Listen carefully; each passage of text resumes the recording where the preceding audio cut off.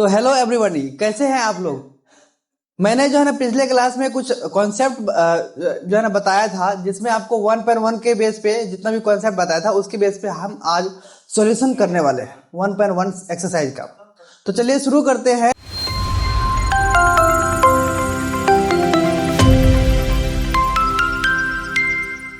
पहला क्वेश्चन जो आपको 1.1 का यहाँ पे दिया हुआ है, एक्सरसाइज 1.1। इसमें पहला क्वेश्चन क्या है, देखिए आपको यहाँ पे स्क्रीन पे जहाँ पे हमने यहाँ पे क्वेश्चन डाल रखा है, आप वहां पे देख सकते हैं। हम यहाँ पे एनसीईआरटी का यहाँ पे पहला क्वेश्चन यहाँ पे हाथ में रखे हुए और इसको हम यहाँ पे पढ़ने वाले हैं। जैसे फिगर यहाँ पे दिया हुआ है, आपको स्क्रीन पे डाला हुआ है। तो इसमें आपको दिया हुआ है कि जो है ना so Riyansh room with the point O A B C marking किया हुआ है इट कॉर्नर्स पे। कॉर्नर जो है ना ओ ए बी सी का, ये आपका रियांस के रूम का कॉर्नर दिया हुआ है, राइट।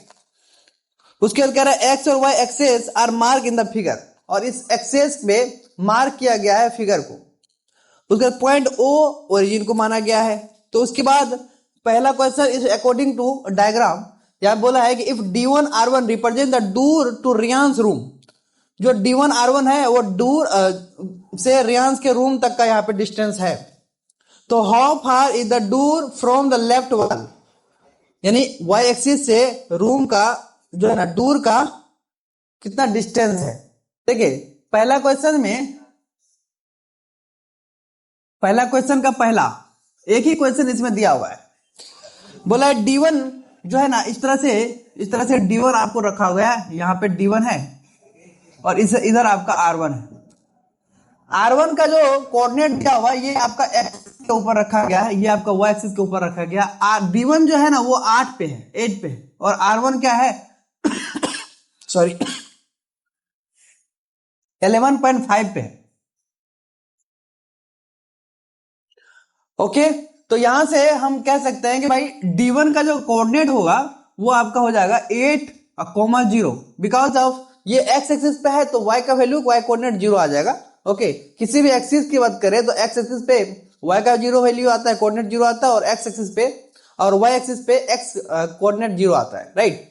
तो यहां पर हम इस x एक्सिस पे किसी भी पॉइंट पे अगर हम बात करें तो इस पॉइंट पे किसी भी पॉइंट पे x एक्सिस का यहाँ पे कोऑर्डिनेट जो गिवन है वो आपका फिक्स रहेगा, बट y कोऑर्डिनेट जो होगा वो आपका 0 होगा।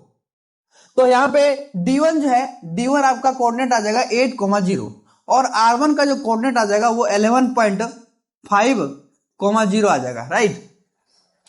अब यहाँ पे बोला गया है ये आपका y एक्सिस है, तो y एक्सिस से बोला गया है कि how far is the door from the left wall, left wall से डोर का डिस्टेंस बताना है। तो डोर मींस D1, तो यहां से लेकर यहां तक का डिस्टेंस कितना होगा, तो आपको बताए थे ये पॉइंट से ओरिजिन की बात करें तो ओरिजिन से डिस्टेंस हो जाएगा आपका 8। तो यहां पे लिख सकते हैं, यहां पे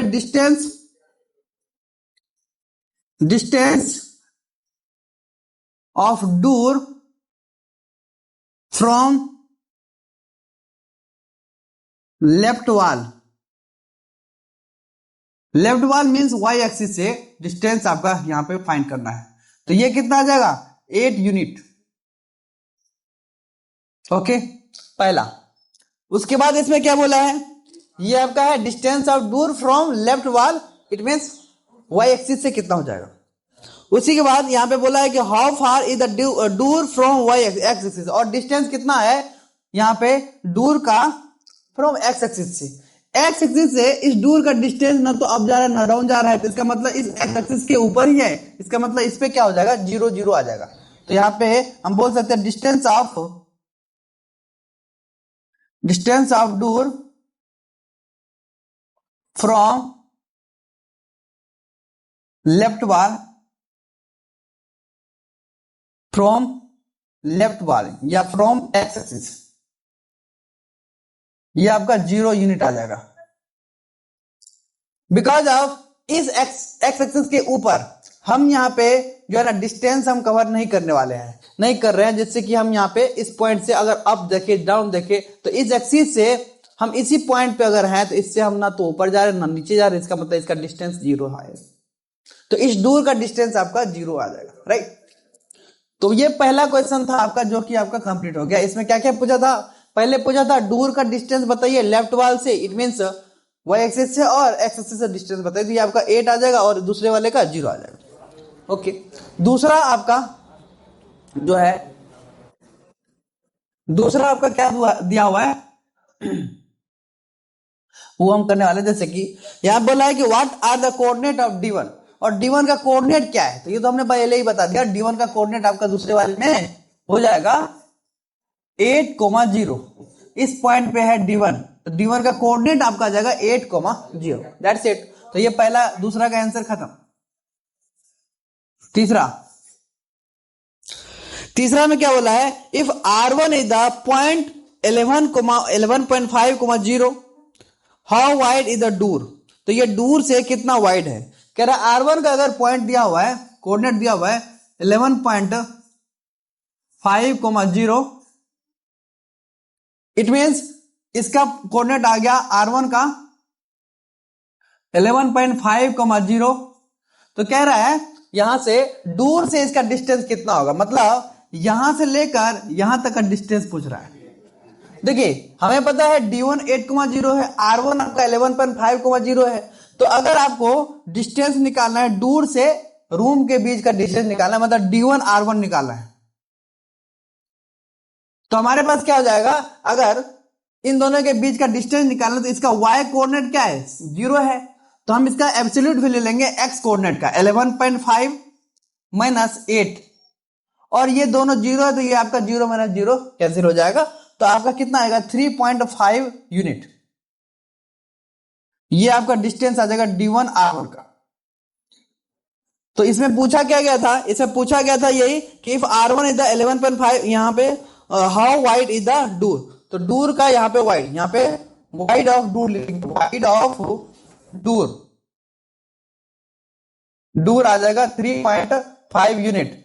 अगर यूनिट का आप कुछ मान ले तो हमारे पास क्या हो जाएगा, लेट 1 यूनिट इक्वल टू, अगर हम 1 फीट मान लेते हैं, तो यहां से वाइड ऑफ डूर कितना आएगा, देयरफॉर वाइड ऑफ डूर ये आ जाएगा आपका 3.5 इंटू 1 फीट, इट मीन्स ये फीट में आ जाएगा, इसको लिख सकते हैं 3.5 फीट, ये डिस्टेंस है, वाइड है डूर का, वाइड ऑफ डूर। उसके बाद इसमें बोला है do you think this is comfortable width for room door, क्या ये कंफर्टेबल डूर है रूम डूर के लिए, तो रूम का एक्चुअल में जो डूर का यहाँ पे जो विड्थ होता है वो एक्चुअल में कितना होता है, हम बात करें रूम के डूर का, तो किसी के रूम का डूर 3 होता है, 3 फीट होता है, या किसी का 4 फीट होता है, तो यहाँ पे 100% श्योरिटी की बात नहीं है, लेकिन हम कह सकते हैं कि 3.5 यहाँ पे इट मीन्स होता तो है 3.5, 3 भी होता है, 3.5 भी होता है और 4 भी होता है। तो यहाँ पे बोला है do you think this is a comfortable width for room door, yes this is comfortable है, तो लिखेंगे यस, बिकॉज 3 से ज्यादा हुआ तो कंफर्टेबल है, yes it is comfortable for room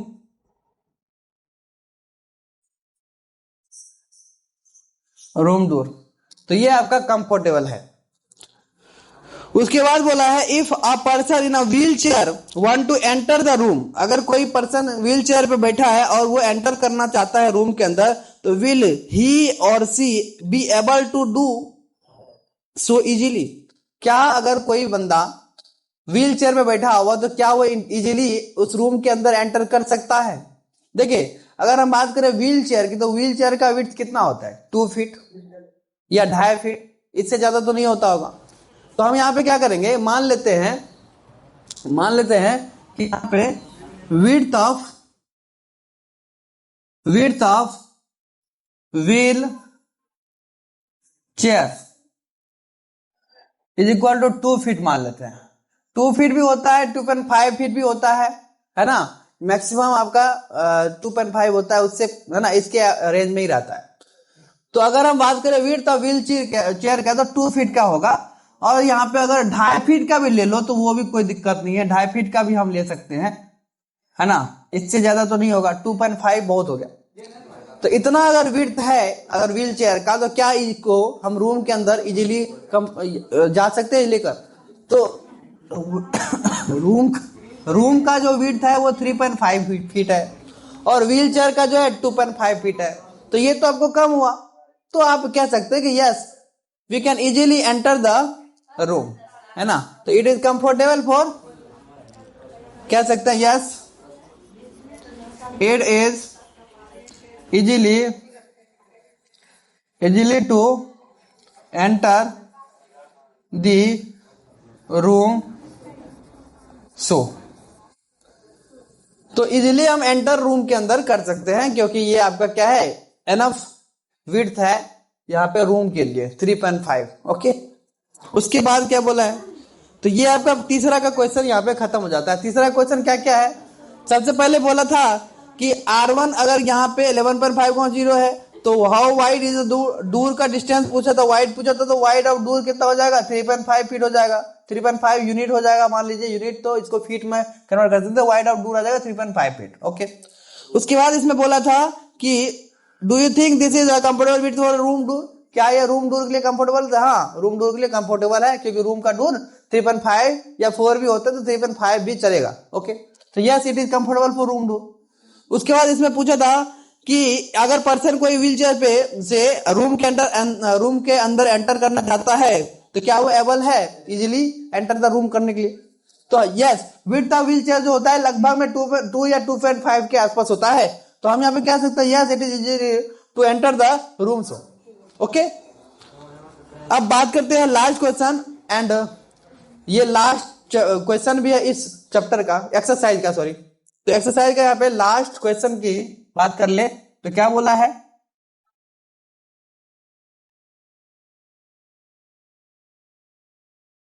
question number 4 बोला है if B1 is 0.00 B1 is 0,1.5 and B2 is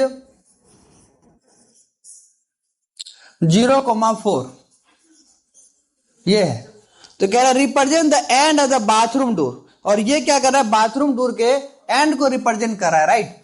यहाँ पे तो is a bathroom door narrower और वाइडर देन रूम डोर, तो क्या बाथरूम का डोर नैरोवर मतलब पतला है रूम के डोर से या वाइडर है, दोनों में आपको यहाँ पे जो रिलेशन बताना है कि कौन बड़ा है, यानी कि वाइड रूम का डोर ज्यादा वाइड है या यहाँ पे बाथरूम के डोर का। तो पहले हम बाथरूम के डोर का विड्थ निकाल लेते हैं, विड्थ ऑफ बाथरूम डोर,